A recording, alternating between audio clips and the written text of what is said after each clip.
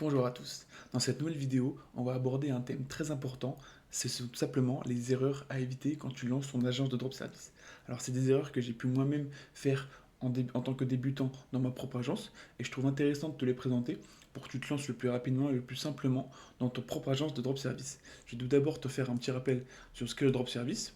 Parce que moi j'ai ma propre agence certes, mais je suis aussi consultant au sein d'un incubateur qui accompagne des dizaines de personnes, salariés, chômeurs, même des étudiants à lancer et à créer leur agence de drop service. Donc reste bien jusqu'à la fin de la vidéo parce que je vais te présenter un truc que tu ne pourras pas refuser tout simplement.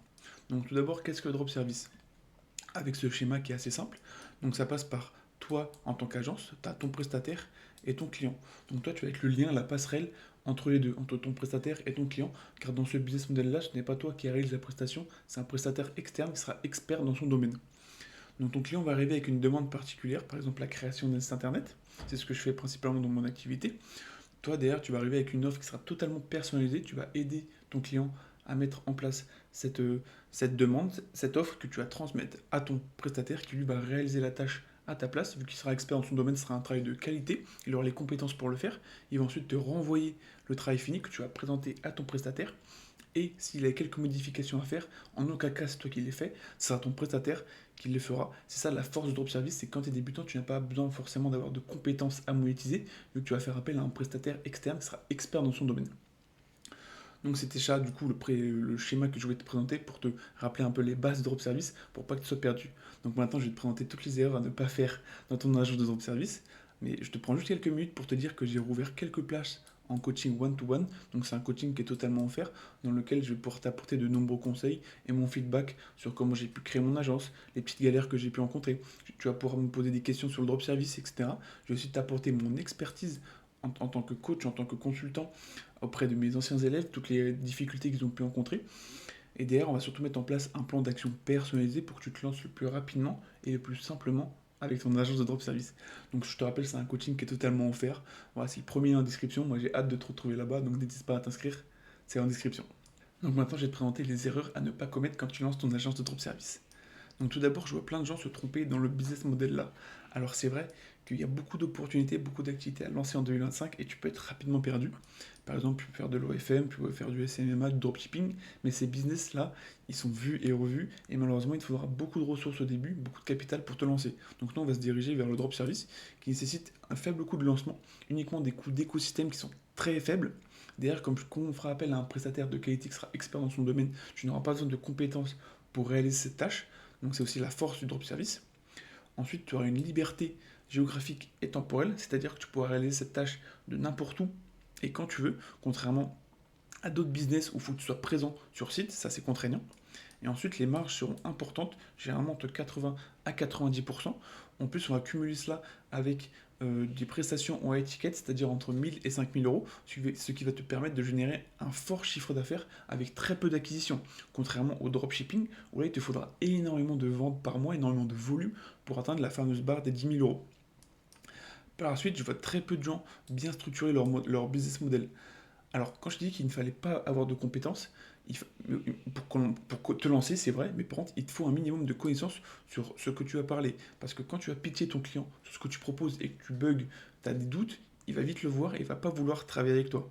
Donc, il faut que tu te renseignes en amont sur ce que tu vas proposer. Alors, certes, ce n'est pas toi qui vas réaliser la prestation, il faut que tu t'y connaisses un minimum sur ce que tu proposes. C'est la base. Donc, si tu fais de l'identité visuelle, si tu fais de la création de site web, il faut que tu te renseignes un peu sur comment marchent ces étapes-là avant de le pitcher à ton client. Par la suite, je vois une étape qui est pas mal négligée par les débutants, c'est l'image professionnelle, c'est-à-dire le branding. Je te prends un exemple entre une marque de montre super connue, Rolex, et une marque de montre lambda. Voilà. Les deux font la même chose. Ils vendent des montres pour te dire l'heure. Mais la grosse différence entre les deux, c'est que Rolex, elle, a une histoire, a des valeurs qu'elle te présente, comment on construit leur montre, comment ils ont construit leur entreprise au fil des années. Donc c'est ça la différence entre Rolex et une marque lambda. Et toi, tu dois copier Rolex pour ton agence. Tu dois du coup, faut que les gens se souviennent de ton agence, par un nom, par un logo particulier, par des valeurs que tu mettras en place sur ton site internet. Donc c'est très important à faire. Par la suite, les gens se trompent dans l'avatar client, c'est-à-dire à qui vendre. Ils vont vendre à tout et n'importe qui, alors que nous, en drop service, on va souvent viser les solopreneurs et les B2B, c'est-à-dire business to business. Par exemple, ça peut être un plombier, un fleuriste qui n'a pas de présence en ligne et qui souhaite avoir un site internet pour mettre en avant ses services. Et bah toi, tu vas t'adresser à lui pour te proposer ton service tout simplement. Tu vas pas présenter ton service à un particulier parce que lui il a rien à mettre en avant, donc c'est pas intéressant pour lui d'avoir un site internet tout simplement ou autre chose. Ça peut être un logo, ça peut être une identité visuelle, il en existe tellement en drop service.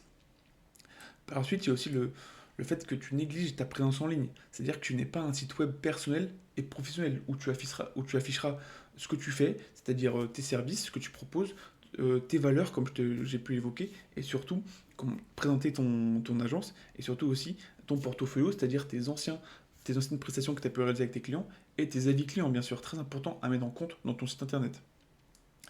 Par la suite, je vois une étape qui est souvent négligée alors que c'est le cœur même du drop service, c'est de trouver des prestataires fiables. Parce que vu que ce n'est pas toi qui réalise la prestation, il faut que tu délègues à de bonnes personnes qui réalisent un travail de bonne qualité, rapidement et à un prix tout à fait abordable. Et c'est pour ça que moi je te conseille de faire un listing de 10 à 15 prestataires pour pas te retrouver bloqué. Parce que si tu n'as qu'un ou deux prestataires qui sont fiables et compétents, et ben le jour où ils ne sont pas disponibles, toi ça te met dans l'embarras vis-à-vis de ton client parce que du coup ça va allonger les délais et ça va plamer ton confiance pour continuer à travailler avec toi. Donc c'est très important de bien trouver des prestataires et de bien déléguer cette partie-là. Par la suite, il faudra que tu structures l'administrative. Et ça, pareil, c'est une étape qui est souvent négligée par les débutants parce qu'ils font une erreur. Ils veulent à fond trouver des clients, à fond prospecter. C'est bien en soi, c'est bien, c'est très bien. Mais quand tu commences à ramener tes premiers clients et que tu n'as pas de structure administrative derrière, tu commences à encaisser tes premiers euros, et bah derrière, tu es dans l'illégalité. Et tu peux vite te faire rattraper par les impôts, tout simplement, parce qu'en France, déjà qu'on n'est pas gâté en tant qu'entrepreneur. C'est pour ça, moi, je te conseille de créer une identité juridique. Alors, c'est pas forcément une entreprise. Quand tu es en agence de drop service, généralement, tu vas d'abord créer une micro-entreprise, c'est le plus simple, et là où tu paieras le moins d'impôts, de moins d'impôts au début, bien sûr. Par la suite, pareil, il faut que tu mettes en place des conditions générales de vente, des mentions légales et de la politique de confidentialité. Sur ton site internet, c'est obligatoire, c'est totalement légal, sinon tu peux être vite pénalisé et perdre de l'argent tout simplement. Et ensuite, il va falloir que tu mettes en place des templates de tes devis et de factures qui sont aussi légales et qui sont aussi structurées pour être dans le cadre de la loi, tout simplement.